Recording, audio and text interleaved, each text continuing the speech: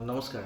আজিৰ এই ভিডিঅ'টো এটা বিশেষ ঘটনাৰ ওপৰত বনাবলৈ ওলাইছোঁ। ঘটনাটো হ'ল 15 নৱেম্বৰ তাৰিখে ফেঞ্চি বজাৰত যিটো কাণ্ড হ'ল, এজন পুলিচ অফিচাৰে যিদৰে বৰ্বৰতা দেখালে এজন ডেলিভাৰী বয়ৰ ওপৰত, সেইটো সঁচাকৈ নিন্দনীয় আৰু যাতে সেইটো কোনো কালে কেতিয়াও নহয়, আমি সেইটোৱে বিচাৰোঁ।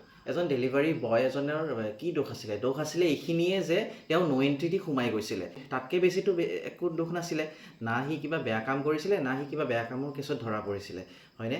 আৰু সেই যে সোমাই গৈছিলে তাক ৰখাই কিনে আজিকালি ফাইন কাটিব পাৰে, বহুত ধৰণৰ চিষ্টেম ওলাইছে। ফটো মাৰি ফাইন কাটিব পাৰি, তেনেকৈও তাক ফাইন কটাব পাৰিলে।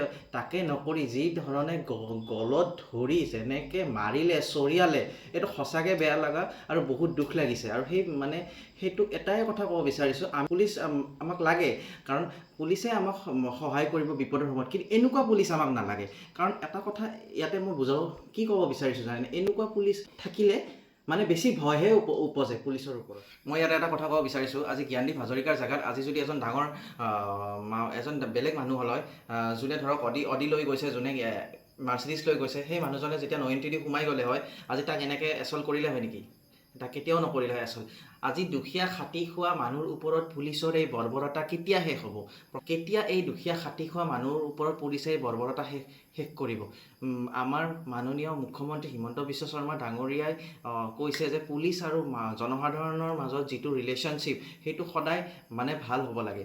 আৰু তেওঁ এটা স্পীচত কৈছে অলৰেডি যে পুলিচে দুখীয়া খাটি খোৱা মানুহৰ ওপৰত কেতিয়াও বৰ্বৰতা দেখাব নালাগে। কাৰণ আজি এটা কথা চাওক, আজি জ্ঞানদীপ হাজৰিকা ঘৰৰ একমাত্ৰ ল'ৰা, যাৰ পিতৃ নাই, সি এখন ঘৰ কেনেকৈ চলাই আছে সিহে জানে।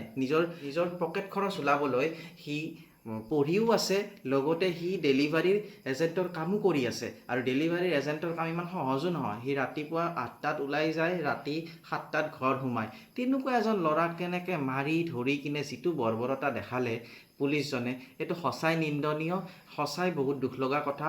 আগন্তুক সময়ত অসমত যাতে এনেকুৱা ক'তো নহয়, তাৰ বাবে আমি চৰকাৰক হওক বা পুলিচ প্ৰশাসনক হওক আমি অনুৰোধ জনাইছোঁ। কাৰণ এটা কথা কি, পুলিচৰ লগত আমাৰ ভাল এটা ৰিলেশ্যনশ্বিপ থাকিব লাগে, কিন্তু এনেকুৱা পুলিচ নালাগে আমাক, যোনে এনেধৰণৰ বৰ্বৰতা এনেকৈ নামাৰেতো কেতিয়াও।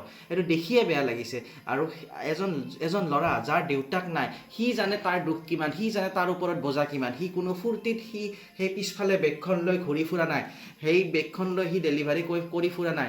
সি এজন শিক্ষিত ল'ৰা, কিন্তু তাৰ পিছতো সি নিজৰ পকেট খৰচ ওলাই কিনে সি জীয়াই আছে। তো জীৱন ইমান সহজ নহয়, জীৱন কঠিন। তাৰ এনেকুৱা ল'ৰা